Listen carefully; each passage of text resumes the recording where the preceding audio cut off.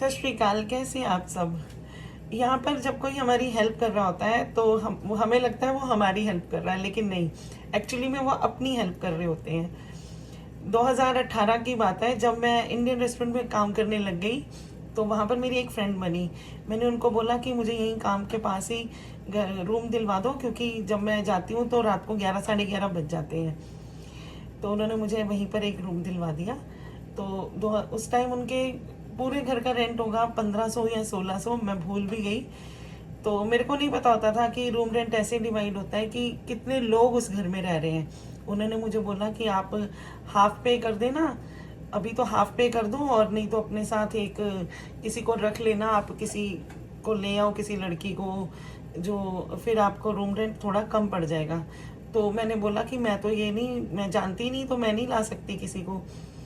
फिर मैं 1 महीना उनके घर पे रही। मुझे लगा कि ये एक्सपेंसिव है, क्योंकि $700 मैं उनको पे कर रही थी रूम रेंट और यूटिलिटी अलग से। मैंने उनको बोला कि मुझे यहाँ नहीं रहना, मुझे एक्सपेंसिव पड़ रहा है।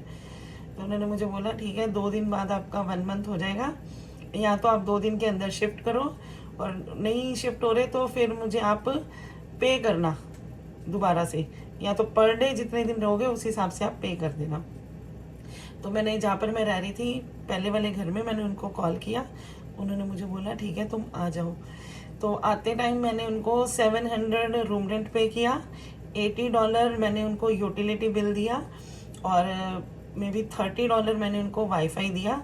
उसके बाद उन्होंने, रूम बिल्कुल साफ था क्योंकि मेरा सामान ही नहीं था, मुझे बोले कि या तो क्लीनिंग करके जाओ या फिर $100 क्लीनिंग के पे करो, वॉशरूम क्लीन करो।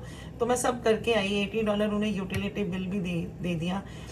तो मैं ये आपको इसीलिए बता रही हूँ कि अगर फ्यूचर में आपका कोई आता है या आप आते हो ना, तो अगर आप शेयरिंग में रहते हो तो आप हाफ पे मत कीजिए, आप यूटिलिटी बिल भी देखिए, और कितने लोग उस घर में रह रहे हैं लीज देखिए, और उस हिसाब से आप उनको पर पर्सन पे कीजिए। मैंने जब अपना घर ले लिया तो मैंने भी रखा था यहाँ पे किसी को, एक अंकल आंटी को। तो मैंने उनको लीज दिखाई थी कि $1500 मेरा रेंट है, और इतने लोग हम रह रहे हैं, तो इस हिसाब से हमें पर पर्सन इतना पड़ेगा। तो लेकिन वो अंकल आंटी मेरे घर में तो क्या रहने आए, बुजुर्ग थे, तो मैं उनको as a mother father treat करती थी, लेकिन वो मुझे ऐसे ट्रीट करते थे कि जैसे वो मेरे घर में नहीं, मैं उनके घर में रहने आई हूँ, और एज अ सर्वेंट मुझे वो ट्रीट करते थे।